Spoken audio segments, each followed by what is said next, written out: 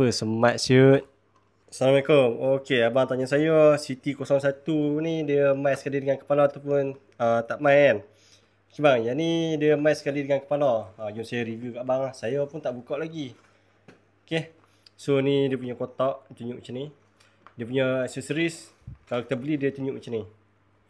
Kat sini dia dah bagi tahu dapat kepala. Cuma kepala dia banyak accessories lah. Dia tak macam yang C01. Dia tak sama macam ni. Sebab yang ni tayar dia macam berlapis lah. Saya pun tak buka lagi. Jom kita tengok sama-sama lah. Kita try buka dulu. Okay, ni dia punya pamphlet ke. Okay. Ni dia punya barcode scan. Dia mas sekali dengan kepala. Ni. Ada kepala dia. Okay. So, dalam dia macam ni. Satu. Dua. Ni kepala dia berat. Dua. Ni dia punya container. 3, 4, 5, 6. So ada 6 barang lah. So jom kita pasang sama-sama. Saya pun kena tengok kat macam nak pasang macam mana. Ok bang, so ni hasil saya dah siap pasang. Kita tengok dia punya container dulu lah. Ni container dia. Bawah dia macam ni. Dia ada aksesori abang boleh main lah yang ni. Macam tongkat dia lah boleh pusing. Tu nak stand. Tu ada stand bawah ni.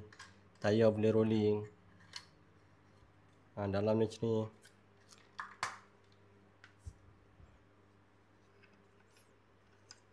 Memang cantik lah, sumpah.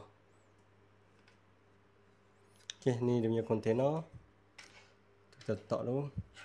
Okay, so kita tengok dia punya lori pula. Lori dia memang sedap lah. Lagi cantik daripada Hot Wheels lah yang ni. Yang ni yang secret, yang ni yang biasa. Beza dia dekat sini bang. Abang tengok dia punya tayar. Tayar dia cantik kan. Lepas tu aksesori kat belakang ni. Yang ni dia ada exhaust. Yang ni tak ada. Tapi dia bagi kat yang standard macam ni. Yang ni dia bagi.